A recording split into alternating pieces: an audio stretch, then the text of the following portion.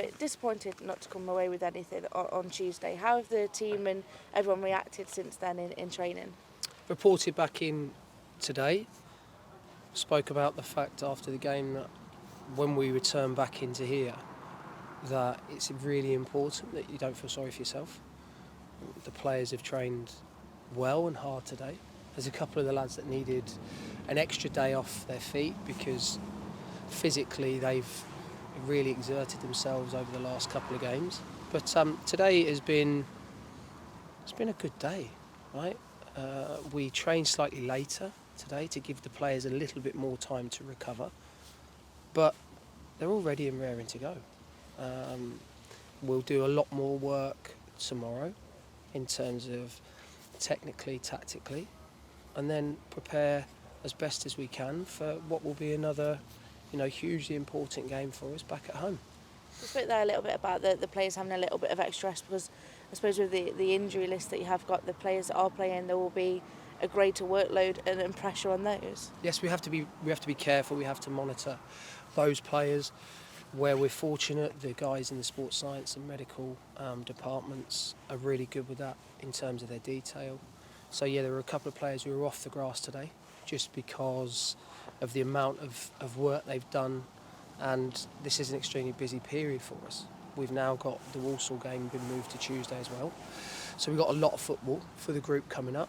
As you say, unfortunately we have got an extensive injury list, which we're hoping to start clearing soon.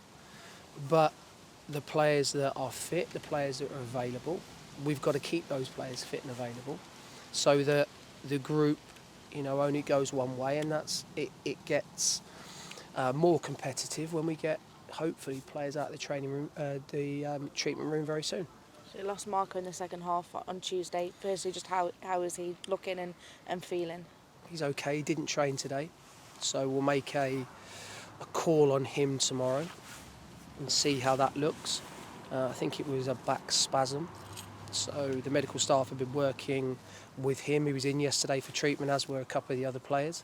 It was a tough physical game for us on Tuesday night, but as I say, at this precise moment in time it's too early to make a call on Marco, but he'll be doing, like the other players, everything that they possibly can to be fit.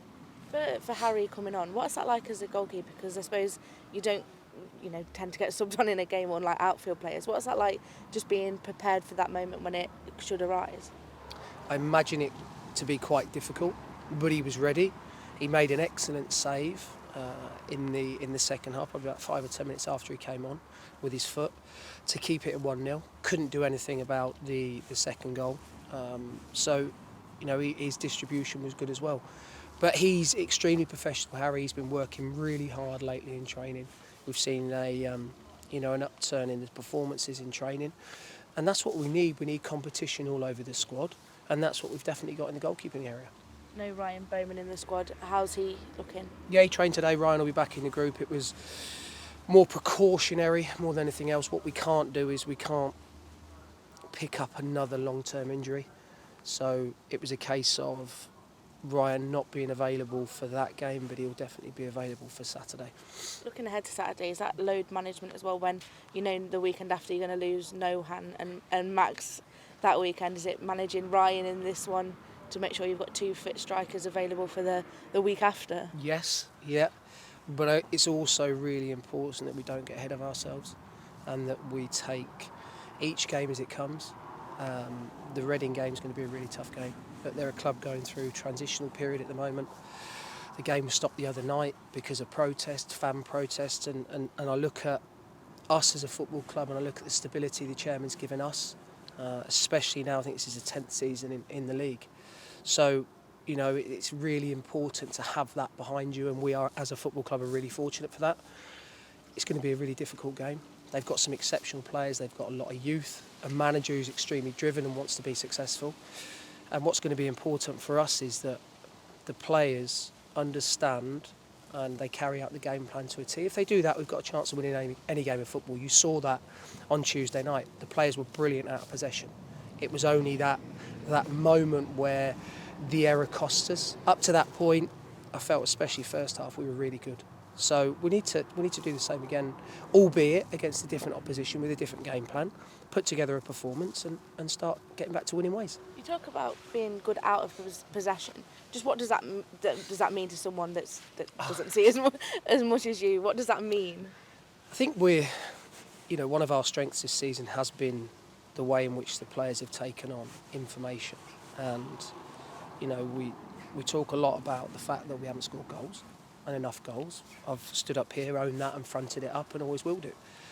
But areas of the pitch with the players in terms of their real doggedness and understanding of what we want. We had, one training session, if you like, to work on what we wanted to do against Bolton, and the players delivered it out of possession to a man, to a T. You listen to their manager after the game in his interview, and after we spoke to him after the game, and he was really impressed with us in terms of what we did without the ball. So we know that we're good at that. We need to now put an extra layer on top in terms of what we do with the ball.